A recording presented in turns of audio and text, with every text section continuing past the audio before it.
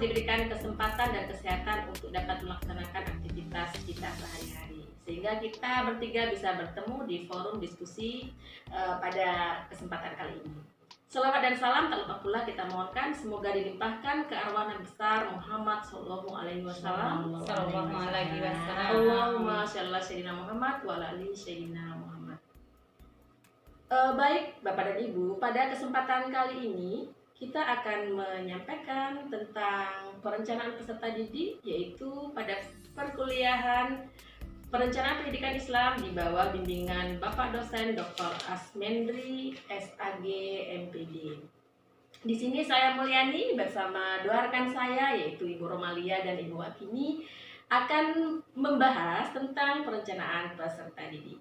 Nah, sebelum kita membahas perencanaan peserta didik ya Bapak Ibu Wakini dan Ibu Romalia, itu di dalam ayat Al-Qur'an dalam surat At-Tahrim ayat 6 itu mengkaji tentang peserta didik ya, salah satunya ya ayat At-Tahrim dikatakan di sana, hai orang-orang yang beriman, peliharalah dirimu dan keluargamu dari api neraka yang bahan bakarnya adalah manusia dan batu. Penjaganya malaikat-malaikat yang kasar, keras dan tidak mendurhakai Allah terhadap apa yang diperintahkannya kepada mereka dan selalu mengerjakan apa yang diperintahkan. Nah, itu di dalam surat At-Tahrim ayat 6 itu Bu Roma dan Bu Wakini. Oke, ya. Nah, di sini ini Bu Roma dengan Bu Wakini nanti akan menjabarkan beberapa topik yang memang akan kita bahas ya Bu ya. Iya. Akan kita bahas bersama. Itu ada 7 topik. Ada 7 topiknya perencanaan peserta didik. Mungkin dilihat dari definisinya ya. Kemudian langkah-langkah perencanaan peserta didik, hal-hal yang dirasa perlu diperhatikan dalam perencanaan peserta didik, pembinaannya sampai evaluasi kegiatan peserta didik, kemudian alumni dan kelulusannya sampai dengan mutasi. Nah, itu yang akan kita bahas pada saat ini. Mungkin untuk yang pertama sekali ini kita minta pada Bu Wakini dulu ya Bu Rom ya. Iya. Kalau menurut pandangan Bu Wakini ini bagaimana tentang perencanaan peserta didik ini Bu Wakini? Mungkin Bu Wakini bisa memberikan gambaran kepada kita bersama. Oke Bu Wakini silakan. Oke, Mbak Yani, Bu Rom.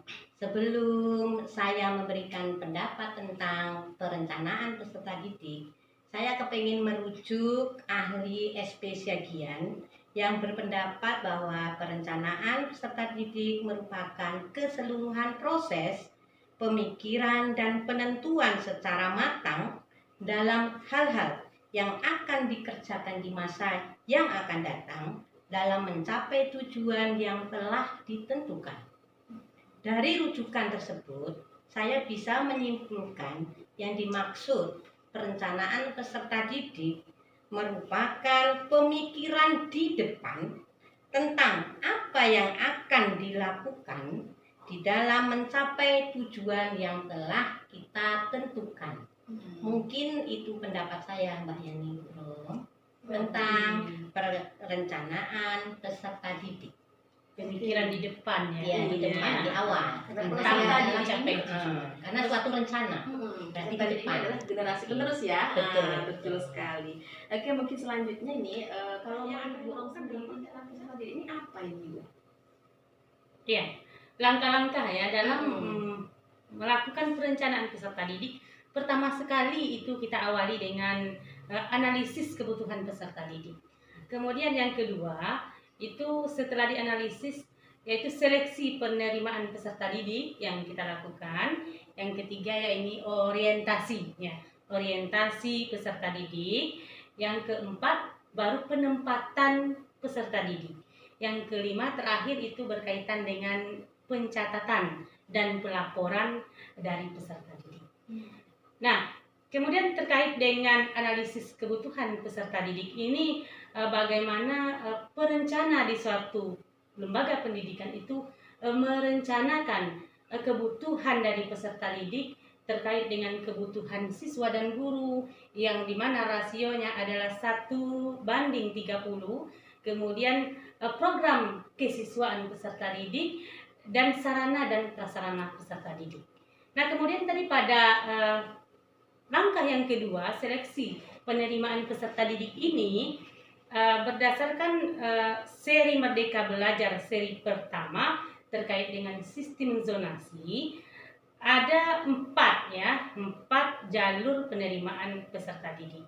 Di mana peserta didik ini pada seleksi ini kita bisa melakukan tes, psikotes ataupun kesehatan jasmani dan rohani. Nah, 4 jalur zonasi ini, pertama yaitu 50% itu melalui zonasi, jalur zonasi.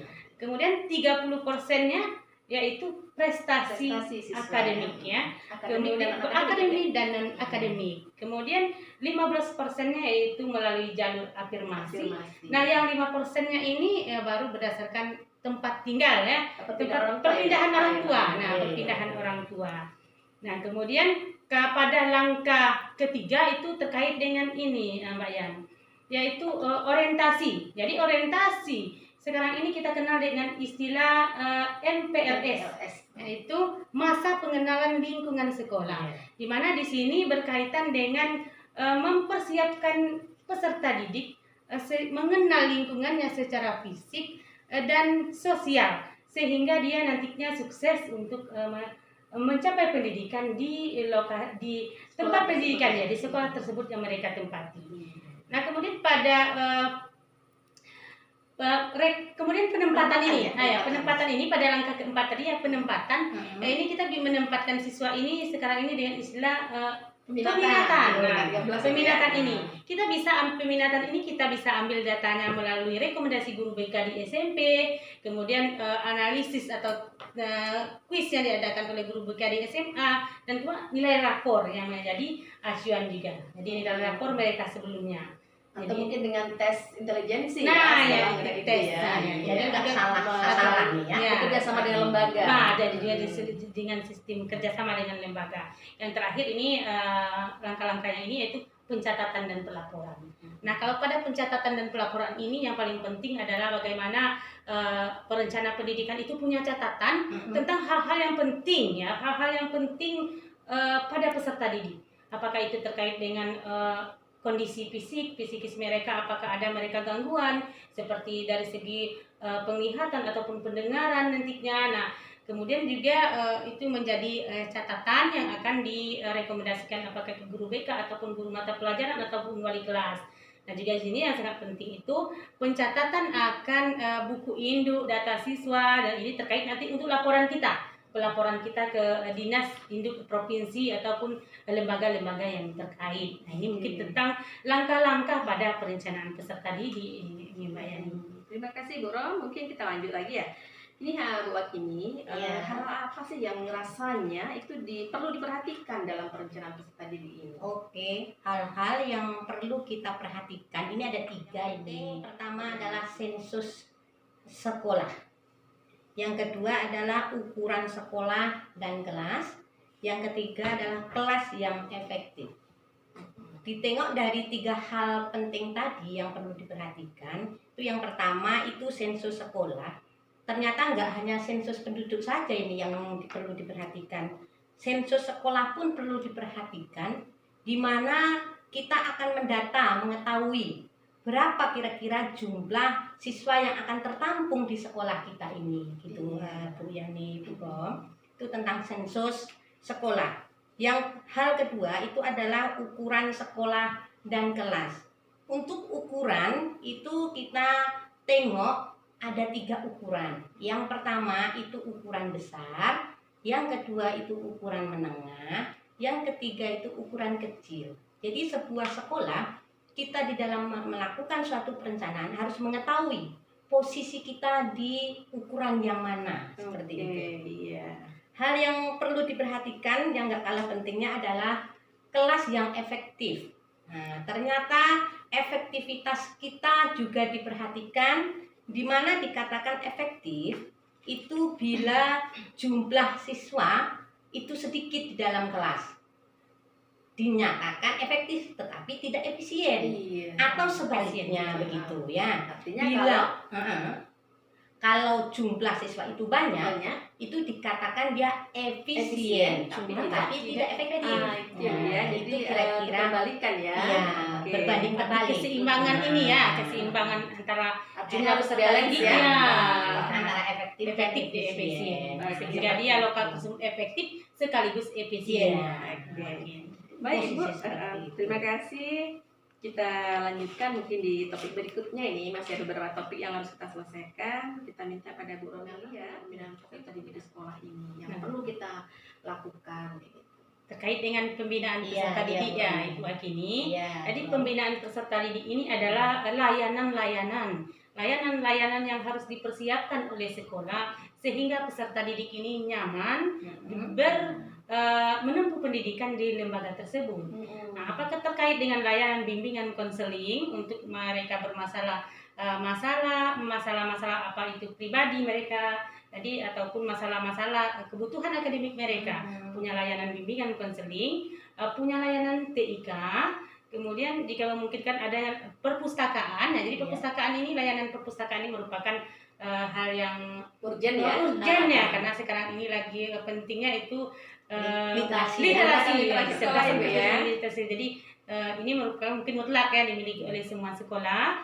Kemudian layanan kesehatan, apakah itu berupa UKS ya, UKS yang ada di sekolah. Kemudian layanan kantin sekolah, bagaimana ya sekolah ikut memanage kantin-kantin yang ada di lingkungan sekolah sehingga hal itu sehat untuk peserta didik kita, makanan yang sehat. Kemudian layanan asrama ini mungkin untuk sekolah yang boarding school, mungkin adanya layanan asrama. Jadi ini kebutuhan-kebutuhan ini untuk pembinaan peserta didik ini dimanage oleh sekolah untuk demi kenyamanan dan layanan yang harus didapatkan oleh peserta didik, harus dimiliki oleh peserta didik yang layannya. Intinya harus terlayani dengan baik oleh semua sekolah ya. Bisa mendapatkan pelayanan yang baik oleh sekolah. Baik, Ibu, kita lanjut. Mungkin ini ada tentang, kita bahas lagi evaluasi kegiatan peserta didik. Kita minta Bu Akini mungkin bisa memberikan evaluasi kegiatan yang harus dilakukan atau didapatkan oleh peserta didik. Iya, oke Bu Yani, Bu Rom. Sekarang sampai kita ke masalah evaluasi peserta didik. Kenapa evaluasi ini perlu? Karena evaluasi ini merupakan penilaian terhadap sebuah proses belajar mengajar yang telah kita lakukan terhadap peserta didik. Di kurikulum 2013, evaluasi ini terdiri dari setidak-tidaknya 4 macam ini Bu Rom, Bu Yani. Itu yang pertama tentang penilaian harian. Setiap siswa bila sudah selesai dalam 1 KD, dia akan melakukan penilaian harian. Itu yang pertama. Yang kedua, penilaian tengah semester, di mana dilakukan di tengah-tengah dalam semester. Penilaian yang ketiga atau evaluasi yang ketiga itu adalah penilaian akhir semester. Yang terakhir itu adalah penilaian akhir tahun, di mana penilaian akhir tahun ini itu menentukan seorang peserta didik untuk terus naik ke jenjang lebih tinggi atau tingkatan lebih tinggi atau tinggal di kelas. Begitu kira-kira soal tentang evaluasi peserta didik Bu Yani, Bu Rom. Berarti yang akhir tahun ini Mbak Yan evaluasi 1 tahun ya, yang menentukan naik atau tinggal kelasnya seorang peserta didik. Jadi ada 4 yang harus ditempuh oleh peserta didik ya, dari penilaian harian, UTS, akhir semester sampai ke akhir tahun. Oke, sangat jelas sekali.